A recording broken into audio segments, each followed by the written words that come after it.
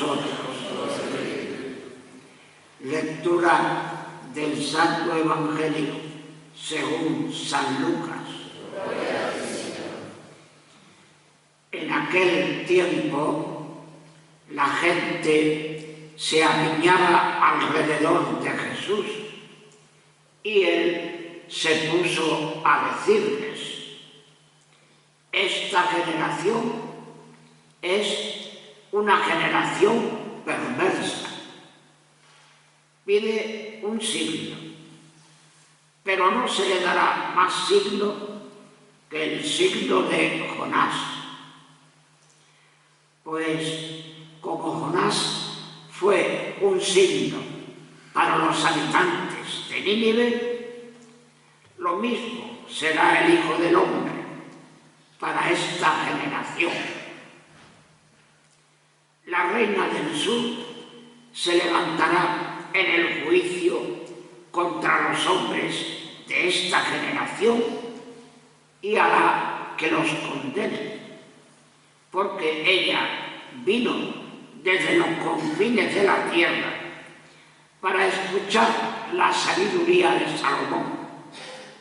Y aquí hay uno que es más que Salomón. Los hombres de Nínive se alzarán en el juicio contra esta generación y harán que la condenen, porque ellos se convirtieron con la proclamación de Jonás. Y aquí hay uno que es más que Jonás. Palabra del Señor. Gloria a Dios.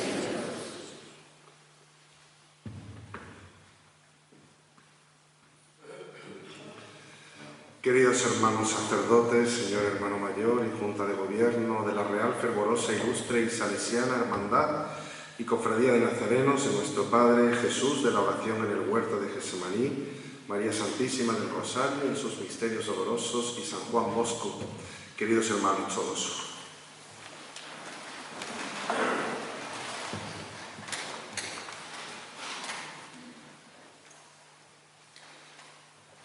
Andan preocupados los miembros de la Real Academia de la Lengua Española porque dicen que el lenguaje de los castellanoparlantes se está empobreciendo en el uso de su vocabulario. Dicen que hay palabras que dejan de usarse, que por eso se acaban olvidando y que acaban quedándose como palabras en peligro de extinción por su falta de uso y porque el empobrecimiento del lenguaje hacen que al final se vayan perdiendo. Ellos han hecho una especie de diccionario de esas palabras en peligro de extinción en el lenguaje español. Y haciéndolo un diccionario empezando por la letra A, la primera palabra que aparece en peligro de extinción es la palabra abnegación. Llama la atención que es una palabra que si le preguntáramos tal vez a mucha gente joven qué significa, tal vez no sabría decirlo. Pero no solamente el problema es que es una palabra que no solamente no se sabe lo que significa o que ya no se usa, sino que es una palabra que al final deja de ser practicada y vivida.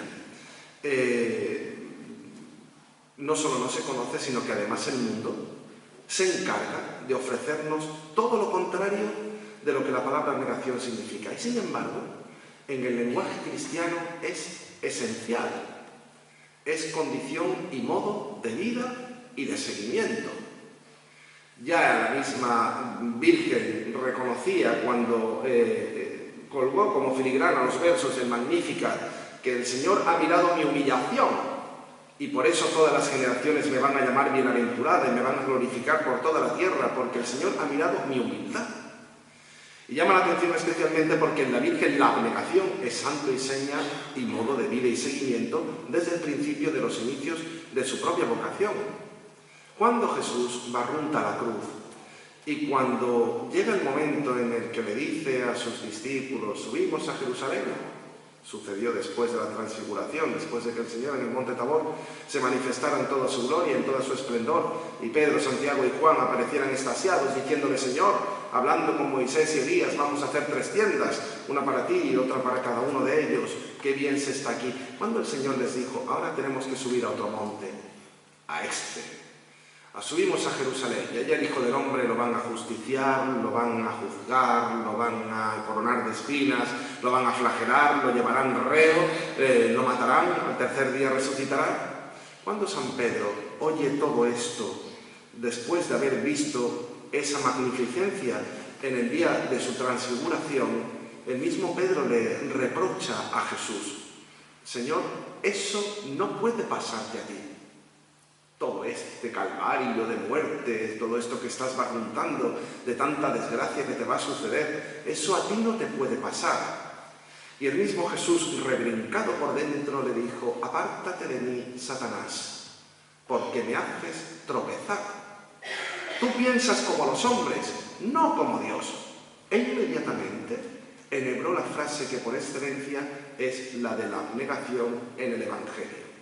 El que quiera ser de los míos, que se niegue a sí mismo, que cargue con su cruz de cada día y que luego me siga. Y por este orden, negarse a sí mismo, cargar con la cruz de cada día y, si ya es capaz de las 2 cosas, después seguirme. Curiosamente, los textos de abnegación que pululan por el Evangelio son muchísimos: el negarse a sí mismo. Y son esos textos en los que el Señor repite con frecuencia esos condicionales que parecen indicarnos lo que significa la verdadera abnegación. Lo dice el Señor: si alguno no renuncia a todos sus bienes, no puede ser discípulo mío. Si no hacéis penitencia, pereceréis todos de la misma manera. Si alguno no deja a su padre y a su madre por mí y por el Evangelio, no es digno de mí. O como le dijo al joven rico, aquel que quería comprarse su cachito de finca en el cielo: si quieres ser perfecto, vende lo que tienes, dale tu dinero a los pobres y luego sígueme. Queridos hermanos, la venida de Cristo es sinónimo de renuncia a su gloria, de renuncia, de desprecio, de humillación y de muerte. Lo contemplábamos ayer, como Él en toda su majestad, lo mismo que vio Pedro en el Tabor, se convierte en un desecho de tienda, sin apariencia humana, iba como cordero llevado al matadero sin abrir la boca, o como un delincuente apresado y vendido incluso por un íntimo amigo suyo que por 30 monedas lo entregó a la muerte. Pero la venida de Cristo es sinónimo de abnegación, y Él lo llevó a rajatabla. Lo dice San Ignacio de Loyola cuando medita en la oración en el huerto, cuando medita Getsemaní, y dice el santo: pareciese que la divinidad de Cristo se ocultase para manifestar más que nunca en ese momento su humanidad.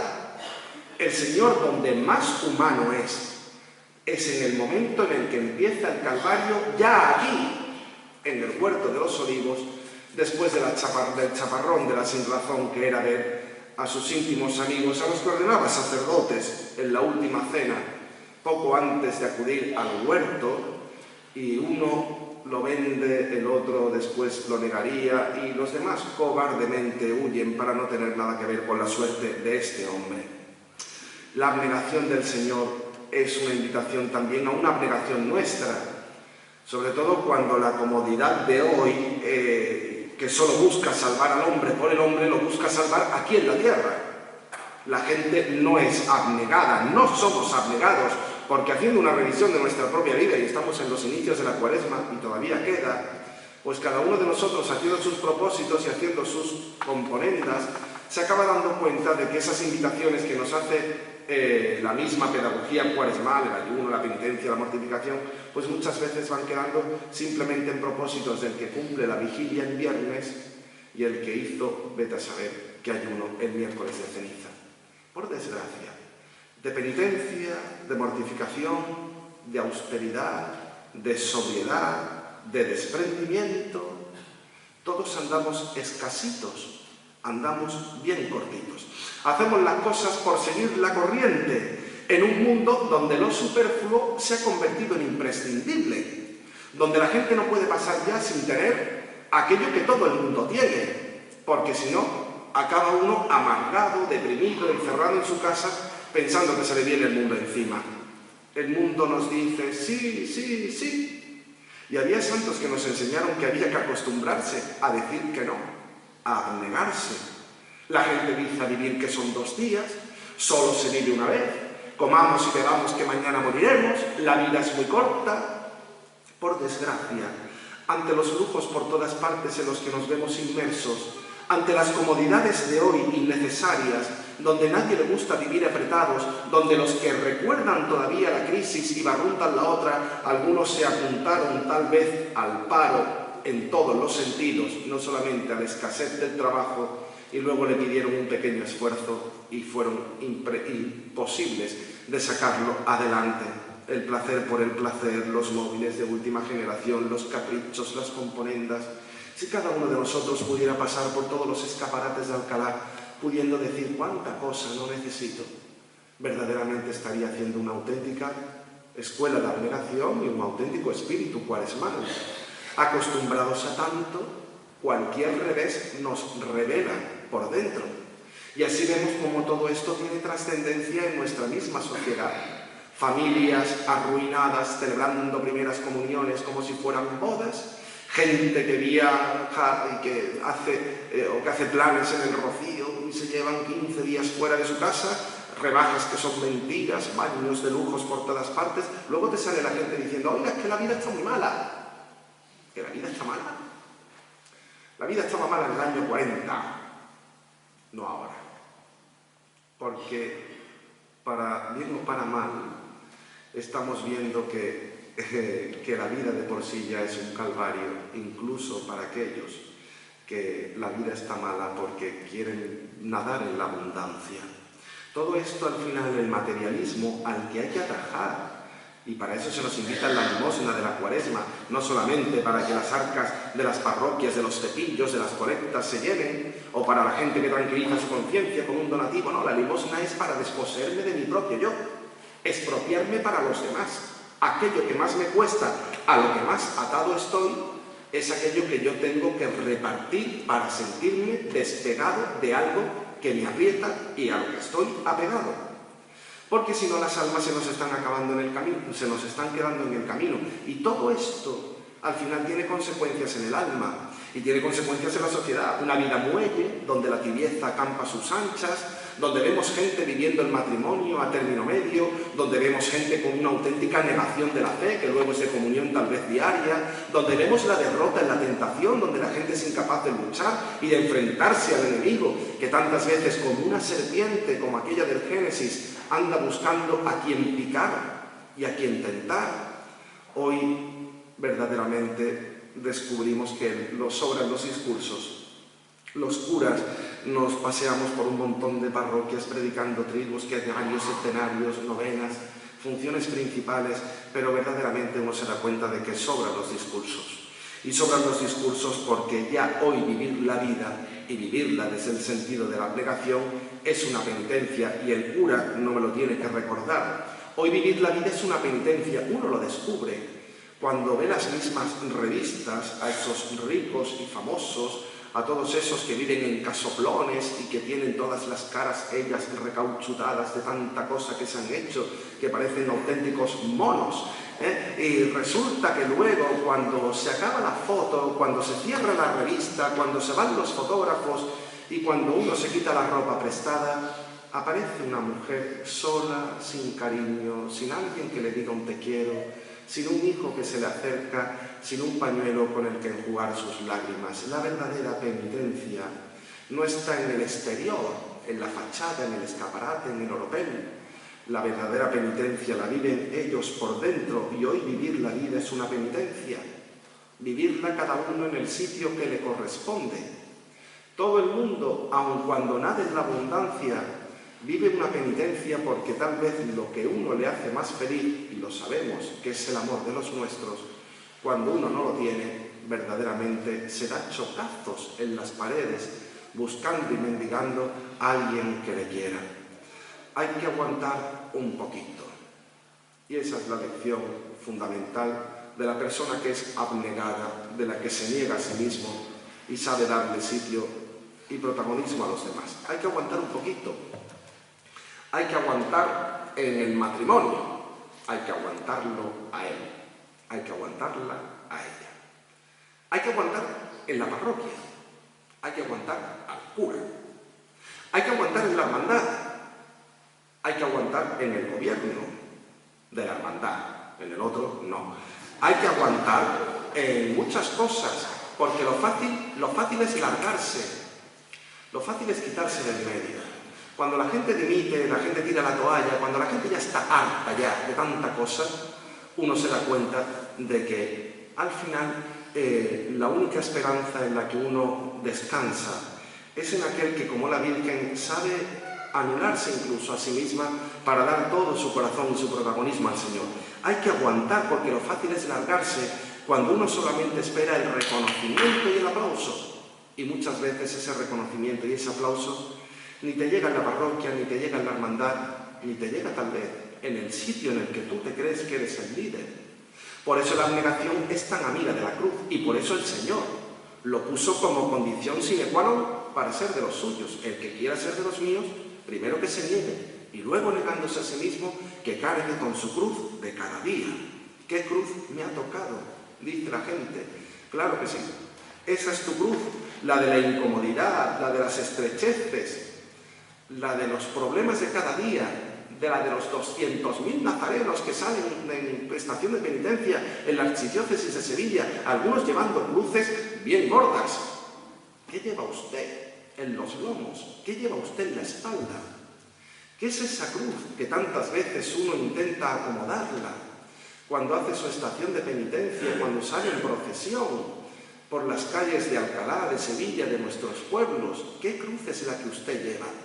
Acostúmbrese primero a llevarla de su casa con abnegación. No vaya a ser que la otra se convierta simplemente en una tradición que, de cara al postureo, tantas veces cofrade nuestro, de los cofrades y capillitas, hacemos que nos defraude la intención con la que la llevamos. Hay que rectificar la intención. Hay que rectificar la intención, porque el demonio, como oíamos el domingo, nos ofrecerá en bandeja de plata el estar siempre agachando la cabeza a sus órdenes. El Señor por 3 veces le dijo no. También nosotros, abnegados, tenemos que acostumbrarnos a decir que no.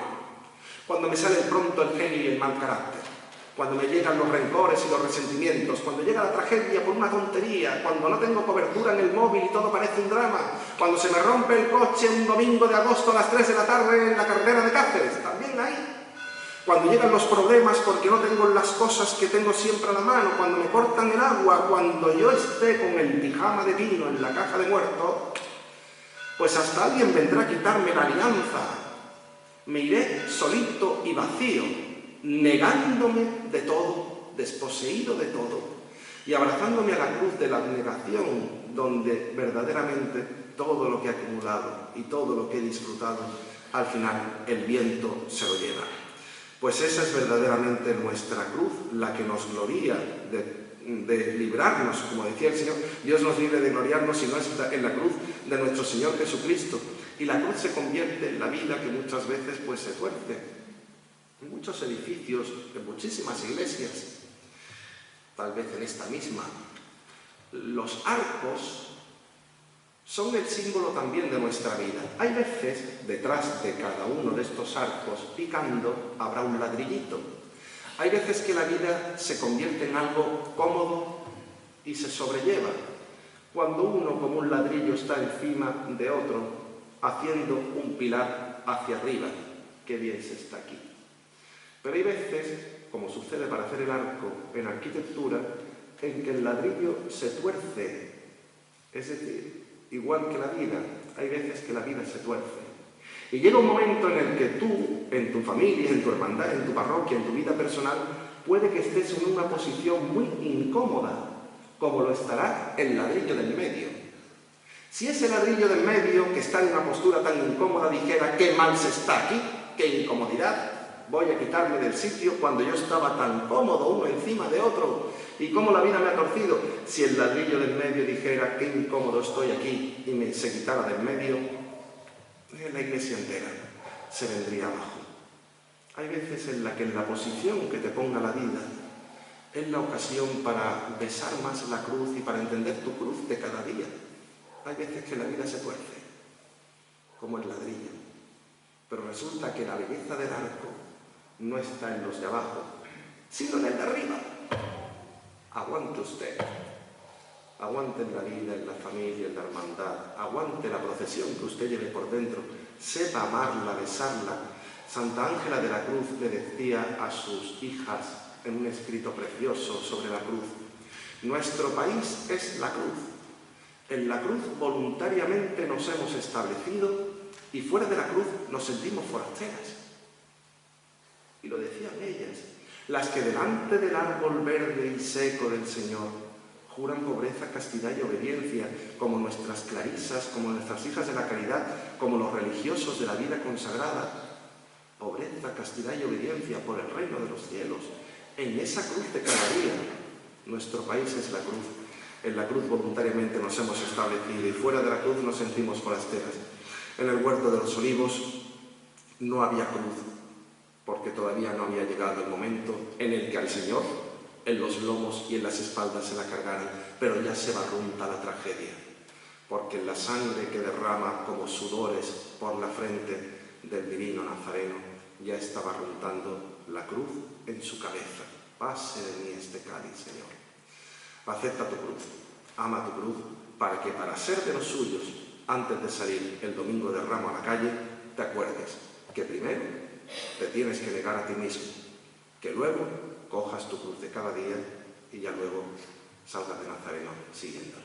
Amén.